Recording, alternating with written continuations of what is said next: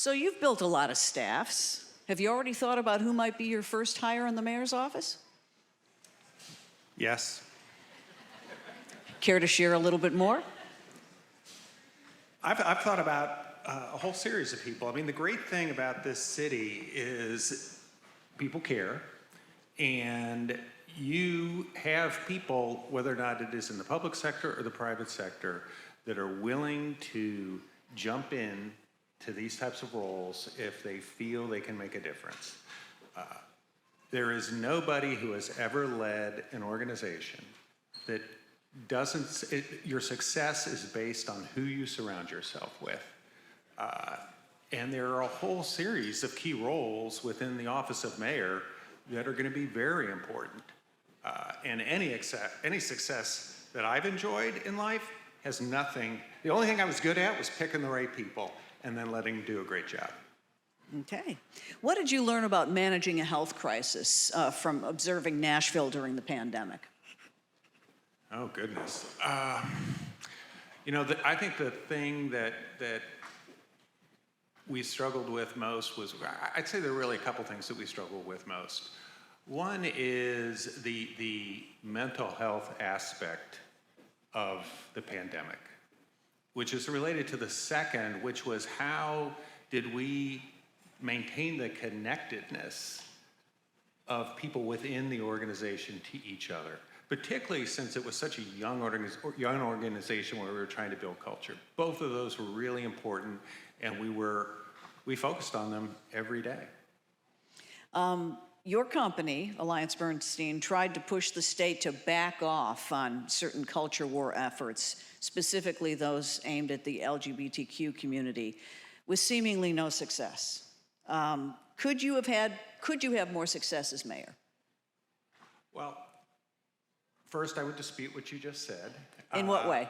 Well, in that particular case, I spoke out in 2019, and that bill was pushed back, and it was not improved during that session. And secondly, once we spoke out, a ton of other companies jumped in and spoke out as well. Yeah, I think I can have more success as mayor, because I think there is a lot of opportunity to not only build a better relationship with the legislature and the governor, but do so strategically. So, for example, the Nashville mayor should be the natural convener of people across the state. We share common interests with all of the surrounding counties. There are mechanisms in place to do that. The current administration has not pursued them to the extent he should. If we're going to tackle issues like regional transit, it is super important that those relationships exist and that we are speaking with not just a Nashville voice, but a regional voice. Similarly, the Nashville mayor is a natural convener of mayors across the state. We all share similar concerns and challenges. You have affordable housing issues not only in a place like Chattanooga, you have affordable housing issues in smaller cities like a Dixon or a Cookeville.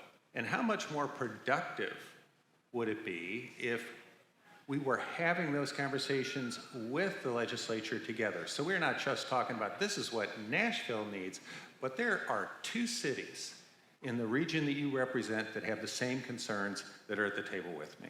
And you think a united effort will be more successful? Yes. If you're gonna be in a room with an 800-pound gorilla, bring friends.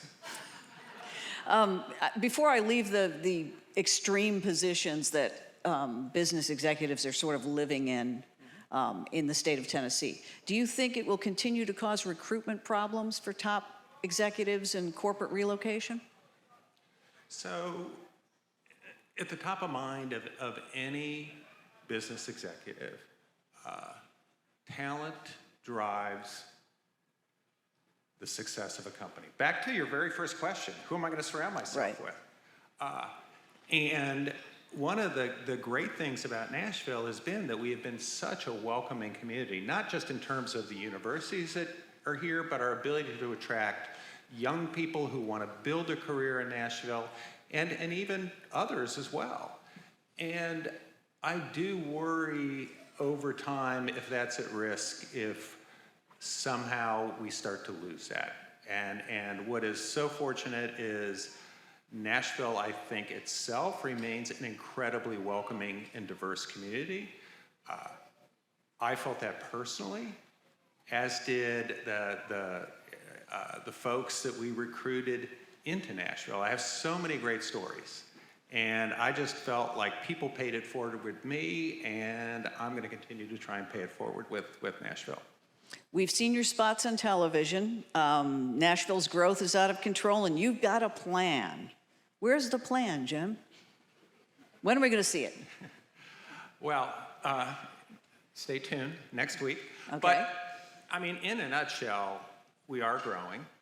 I think we're growing without a plan, and when that happens, and you can look at a number of other cities, the symptoms of that are pretty predictable. And we've been talking about them for over a decade, whether or not that is the affordability of the city, the absence of investment in infrastructure, the challenges we have with crime. I mean, there's a whole series of things that as you grow, you know you are going to have to deal with. And the job of the mayor is to anticipate what that growth will bring and how do we as a city get ourselves into a situation where by the time you're feeling it, it is a quality of life issue and you're living it every day. You talked about congestion. That is another great example. And I think what's so frustrating to many of us is you want to get depressed, go back and watch the 2015 mayoral debates. They were talking about all the same stuff that we're talking about today, and yet today we are sitting here going, like, there's two things that have changed. One is most of those things are worse, and two is a city we are spending 70% more per resident than we were spending 10 years ago, and a lot of folks are going, wait a second, I don't understand what I got for it. What about this East Bank plan? Do you embrace it? Do you like it? I mean, I'm going to be honest, I don't know enough about how the economics are going to work because there's a difference between what you can want, because I think we all want certain things in terms of affordable housing and parks and green space, but there's also the reality of we have to make the economics work, you know, particularly given some of the financing required for the Titans deal. You've been door knocking. Have you seen a neighborhood that you think is in more need than a brand new one on the East Bank? I think every neighborhood would tell you they're in more need than the East Your Bank. observation, though.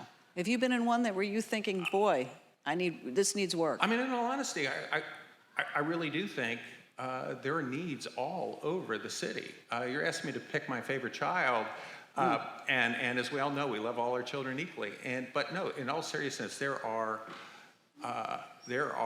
needs across the city. I do think that some of the areas of the city that have experienced the most rapid growth, that is where you are seeing the absence of investment in infrastructure most clearly.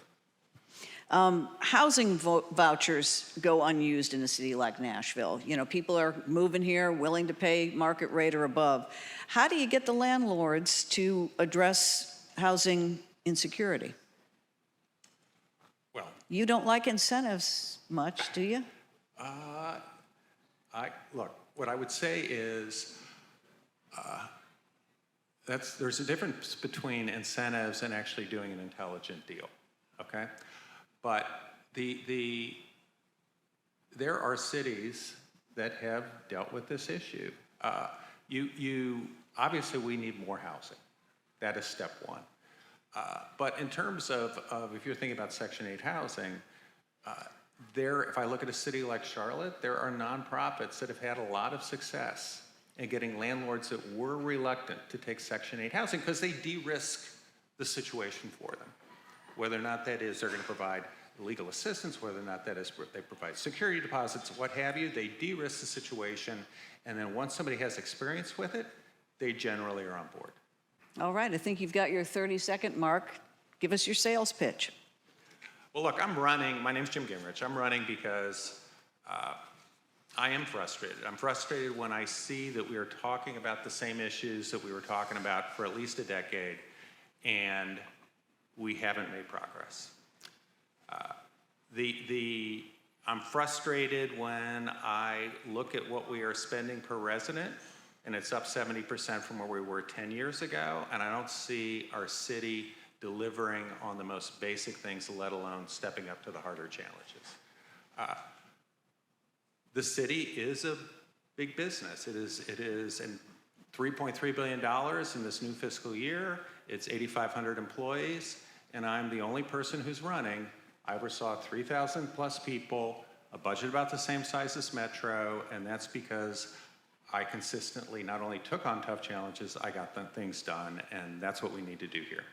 All right, thank you, Jim Gingrich.